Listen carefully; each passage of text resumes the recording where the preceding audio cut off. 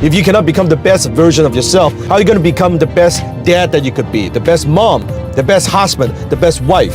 When we're looking for solution, sometimes we make it way more complicated than it needs to be. Sometimes the solution is so obvious right in front of us. You are waiting, you are thinking, oh, you know, what is my gift? It's not about finding your gifts. It's about developing your gifts. Top 10, I got a top 10. Got my motivation high for my top 10. Gotta learn from the wise women and men. All my life, like 9 and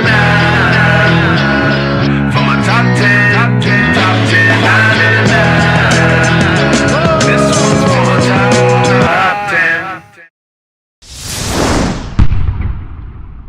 Need motivation? Watch a top 10 with Belief Nation. Hey, it's Evan Carmichael, and this channel is created to help you overcome the #1 challenge that is holding you back, a lack of belief in yourself. You watch these videos because you know there's something more inside you too. You have Michael Jordan level talent at something. So get ready to apply the straight line theory, find your drive, and develop your gifts with Dan Lok and my take on his top 10 rules of success to give you the confidence, motivation, and belief that you need. Enjoy. Okay, let's kick it off with rule number 1. Manage yourself first. Manage yourself. What does it mean? What the heck does it mean to manage yourself? It means manage your emotions, manage your state, manage your skills, become the best version of yourself that you could be. You can't even do that. How are you going to manage your family? If you cannot become the best version of yourself, how are you going to become the best dad that you could be, the best mom, the best husband, the best wife? You can't. You have to learn to manage yourself first. Problem is, you've never been taught on how to do that. Because your whole life, listen to me, your whole life, most people have such low expectations for you. They don't expect much out of you. So then guess what? You don't have much expectations for yourself. Most people grew up with low self-esteem because your parents never gave you self-esteem. I don't mean the, oh yeah, you do a good job, yeah. You know, it's okay, you're not first. It's okay to be the 9th place, you try your best. I don't mean that bullshit. I mean, they don't have very high standards for you. They are setting you up for failure. They're teaching you how to settle to be average, how to settle for less. It's okay. Don't stand out. Don't make noise. Just get a safe, secure job. Be content. Why are you so ambitious? Why can't you be your sister? Why can't you be like your cousin? All this bullshit. Manage yourself. Then you can manage your family. Then you can build an empire. Now you're leading a lot of people. Only when you can do that, then you can conquer the world. Rule number 2, apply the straight line theory. Now in Wing Chun, the first thing I want to share with you is, in Wing Chun we talk about the strict line theory, right? And that's why our go-to punch in Wing Chun is the strict blast. And what it means is, when you're facing an opponent, and the opponent doesn't have to be a person, it could be a scenario, an obstacle in life, right? Instead of going a curve like a hook punch or like a big round punch, right? We want to see what is the closest distance from A to B, right? What is the most efficient to get something done? So in Wing Chun, we don't punch this way, we don't punch this way, we don't punch this way. It's straight line, right? And the second punch, that when we punch, we don't pull back and say like a karate punch, right? You hit and you come back, right? Wing Chun is much more like a machine gun, right? Just like a machine. If we do this, right, punch, right, it's much more like this, right? When we practice it, we're doing a drill of some sort, right? So it's a strict line. You can see that. So the strict line theory in business, I believe, is the same thing. When we're looking for solution, sometimes we make it way more complicated than it needs to be. Sometimes the solution is so obvious right in front of us, and hey, just go from this to this. Oh, but what about this? What about it doesn't work? What about it works too well? And what if we fail? And what if, no, just boom, right? Just do that. And you get to your results. Rule number 3, develop your gifts. I was never, ever a gifted speaker. Don't you get it? I shaped myself, I trained, I worked hard, I molded myself into the speaker that I am today, into the entrepreneur that I am today. Do you understand? Most of young kids, you are waiting, you are thinking, oh, you know, what is my gift? It's not about finding your gifts. It's about developing your gifts. It's like working out. Well, I guess I'll wait to find out what body part is the strongest. It is the dumbest thing. You gotta work for it. You gotta train. You gotta develop those gifts. Gifts don't just fall on your lap and say, okay, great, you're gifted. Now, maybe you are more talented in certain areas, or you learn things faster than most with certain things. Maybe music, maybe mathematics, maybe problem solving, maybe creativity. But you still have to develop those damn gifts. And it takes years to develop any kind of gifts. The problem is you're waiting and waiting and waiting instead of getting to work. Pick something, anything. If it doesn't work, you can pivot. You try enough things, you will know, oh, an idiot would know that, hey, I'm naturally better at this. I learn faster than most doing this. It clicks for me. What comes easy for you may be difficult for others. That's when you know, okay, maybe this is an area I need to focus on. It will still take you years to be world-class at something, even though you're naturally talented in certain things. And there's no one that is gifted in everything. You have to pick and choose. In life, it's all about choices. You got to pick and choose what do you want to focus on. You could spend your whole life focusing on something, but does this thing or this skill set gives you what you want? Does this skill set, if mastered, could give you the life that you want, would give you the lifestyle that you want, would help you accomplish your dreams? And for most, the answer is no. The answer is no. So forget about finding that gift. Watching too many videos and not taking enough action. Watching videos are fine, but at the end of the day, you have to take action. You have to go to the gym. You have to pick up certain skill. You have to do something. You learn by doing, not just by watching. You do not learn just by watching. When you do something, you internalize it, it becomes yours. Rule number 4, find your drive. Did I tell you the story why I was obsessed with learning one-on-one closing? Did I tell you that story? Anybody know that story? No. Okay. Tell us. Okay. So I was doing copywriting, right? So there was this particular prospect called me on the phone through my website, found my work, we booked a time. And at the time we didn't know, so I called him, right? Not him calling me, not inbound, I called him. And he was asking me about my copywriting service, how much I charge. I was explaining, here's what I do and all this stuff. And then about a few minutes into the call, he was saying, stop, right? Stop. I said, what? Yeah, stop. He said, in the 5-minute conversation, you made multiple grammatical errors. And you speak with a very thick accent. I can't understand what the hell you're saying. You cannot be good at what you do. I think you're scamming me. And he hung up. That was the first time I felt hurt. Like even in high school, the bully, all that, that's physical. But this is like a spear. Because I was conscious. I know I speak with an accent. I know I'm an immigrant, right? I was nervous enough trying to make a living, provide for my mom. But that was like, that was an arrow through my heart. That's when I made a decision, right, to say, I'm going to learn this thing. And also why the part of the challenge, remember I was doing internet marketing, doing the workshop, why I want to master platform closing. Partially, maybe the Ruby in me, maybe it is to prove something. But back then, I have this fantasy, that this guy who hung up on me someday would see my name or come to one of my workshops and say, yeah, that is you. But I would thank him. Because he gave me that drive, right? Also, if you want to have more self-love and confidence, check out my 254 series. They're free. The link to join are in the description below. Remember this, your business is always a reflection of you. After you practice martial art, you develop this natural self-confidence. Not cockiness, but you develop this natural self-confidence. That's a problem with young people. You're not good at anything. Oh, I'm so good. No, tell me the truth. You're not good at anything. Rule number 5, focus on the outcome. Now in Wing Chun, we have a lot of trapping techniques, right? Trapping techniques, meaning, let's say I throw a punch to Peter. So here, I have an obstacle.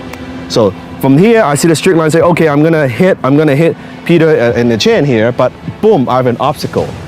But what happens in life, we get so attached to this. Then we're like, oh, we're fighting over this, like, I wanna fight over this. This obstacle, we always focus on the process, but we no longer focus on the outcome. The outcome is not the hand. The focus is here. These are the branches. We want to focus on the trees, right? So in Wing Chun, in Chinese, we talk about 追形不追手, means we chase the main, the figure, not the hands. We only do trapping when there's an obstacle. So when there's an obstacle, we can trap and we can hit. Right? So we are not thinking about the hand. It's just, I try to hit, there's an obstacle, then I can trap and I can punch. Right? So focus on the outcome. We don't lose sight of the outcome. Rule number 6, stay away from poor people. One of the things I say again and again, and that is don't hang around with poor people.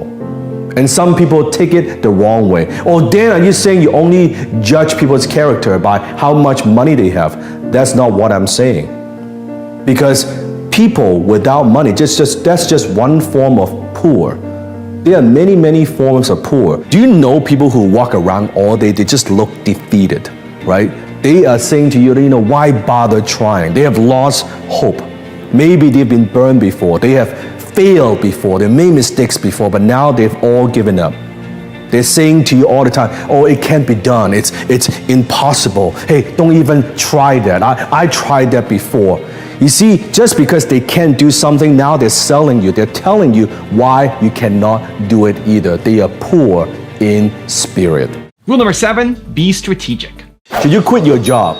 I know what it's like when you're working at a job that you have zero interest in, you're not passionate about, and you're working with a group of people that you can't stand. It's all toxic in an environment, and you feel like you're not growing and you're not getting paid what you deserve. I remember when I was making minimum wage in a supermarket that I hated to go to work. Hated every single day. I'm like, oh my God, my alarm clock. Now I gotta go. I gotta, be stuck in at a time a bus, right? And then the train, SkyTrain, and then go to work and every day back and forth. And I couldn't stand it. So I know maybe you're thinking about, should you quit? Should you not quit and do your own thing and start your own business? Now, this is speaking from experience, and I hope this will help you.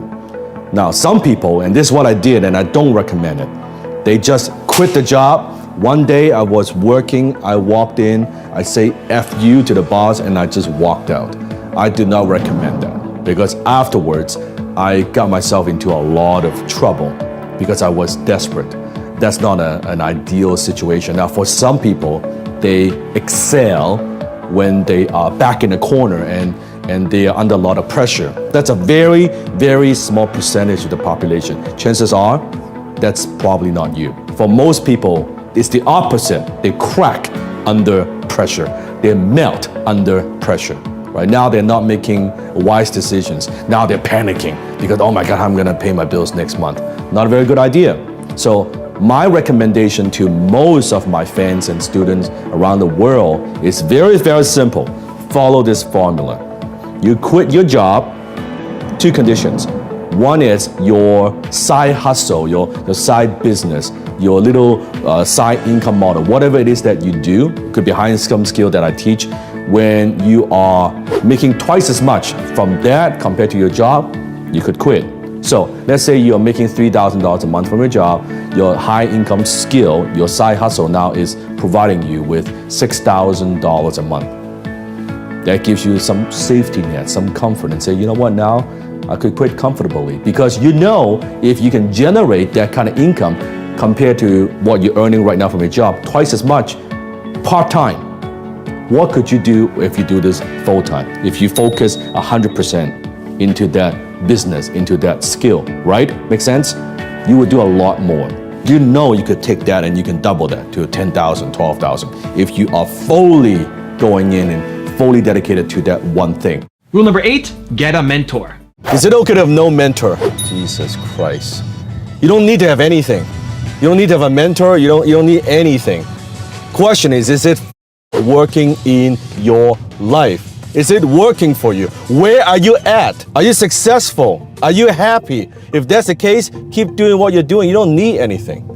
Do it yourself. A mentor's job is to help you become who you say you want to become, making you do things that you don't want to do, so you could become who you say you want to be. Someone who holds you accountable. Most of you guys watching this got no accountability ever from anybody.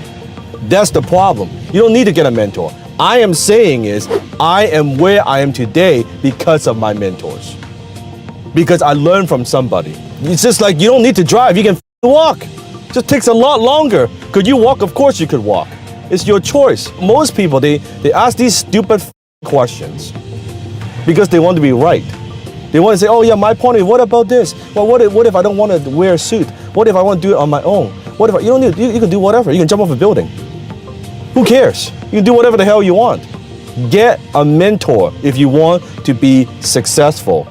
Find someone who's been there and done that are willing to mentor you, which most people probably are not willing to mentor you because it's a waste of time. Who are willing to mentor you. Then you learn from that person and be humble. Stop this bullshit of, what about my point of view? Full opinions. Is it working? Do you have results? Or are you still living in the basement with your mom? That's the problem. Rule number 9, love yourself. Most of us, I believe, don't love ourselves enough. Now, I don't mean arrogance, self-arrogance. I'm talking about self-love. Because growing up, we don't get enough love from other people. For most of us, there's a guy that I used to know who had experienced multiple breakups, and to a point where now he doesn't trust relationships anymore. He doesn't trust women anymore because he doesn't want to get hurt. And I believe hurt people. And you could see on his face when I look at him, he doesn't smile. There's no joy. There's no life, right? Think about it. If you have given a choice, if you could have $1 million for the rest of your life, you have $1 million, but in exchange, you could no longer have intimacy. You can no longer have relationship with anybody else. You can no longer love. In exchange of $1 million, would you take it? Comment below. You wouldn't, because life without love means very, very little. And how could you give love? You cannot give something that you don't have. So how could you give love if you don't have love yourself? How can you love others if you don't love yourself? And rule number 10, the last one before a very special bonus clip, is embrace overwhelm. If you're overwhelmed, if you're confused, if you're stressed, take a deep breath. I know in the moment, it may feel like you have too much on your plate. It may feel like you want to scream, and it may feel like there's no way out. But here's what I want you to do. Take another deep breath and celebrate. Because what you are experiencing is human. What you're experiencing means you're alive. What you are experiencing means you are growing.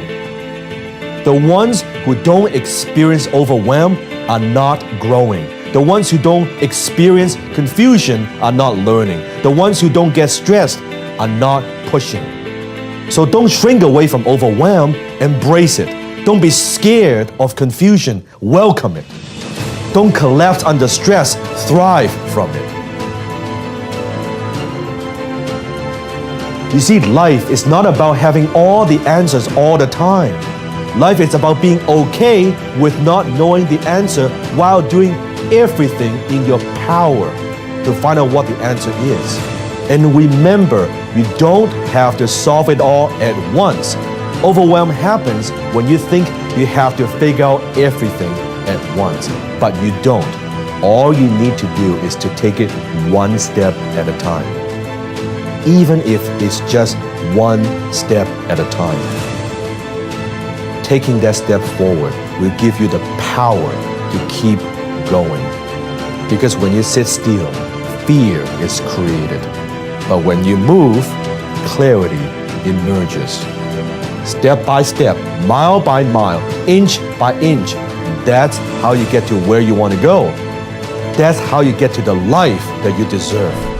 Now I've got a special bonus clip from Dan on how to focus on structure over strength that I think you're gonna enjoy. But before that, it's time for the 3-point landing question. It's time to go from just watching a video to taking action. Here we go. Question number 1, how can you better embrace overwhelm? Number 2, what can you do this week to love yourself more? And number 3, how are you going to apply the straight line theory? And if you made it this far in the video, I wanna celebrate you. Give me a #believe in the comments as well.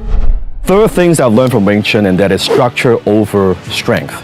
Now in business, sometimes you're competing with a company that is much bigger, that's got more resources, that's got more capital, they have more people, right? They have a better brand. Well, as a smaller company, how do you beat a bigger guy, right? You can't do that with strength. Let me look at those guns. I mean, they're pretty big, right? So if you're facing a guy with like 150 pounds, 200 pounds, 250 pounds, and depends on your size, if you have strength versus strength, you're gonna lose. So Wing Chun is designed for the little guys to beat the bigger guys, and you don't do that with strength. You do that with structure. So let me give you a perfect example. If I was to like push with Peter, right? I'm like using my muscle and like pushing him. He's pushing me, like right. You can see that again, right? Because I have no structure. My structure is off, right? However, if I have the proper, say, Wing Chun structure, right? And then instead of fighting force with force, my structure, my shoulders relax, right? And then as he's slowly giving me pressure, right?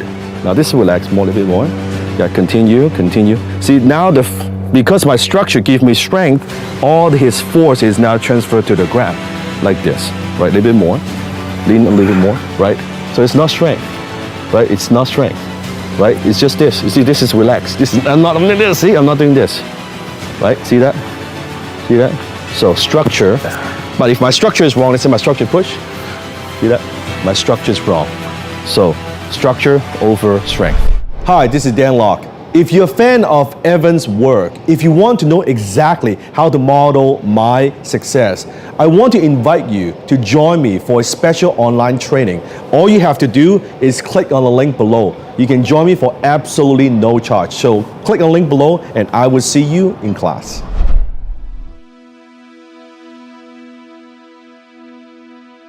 If you want 10 more rules from Tony Robbins, check out the video right there next to me. I think you'll enjoy it. Continue to believe, and I'll see you there.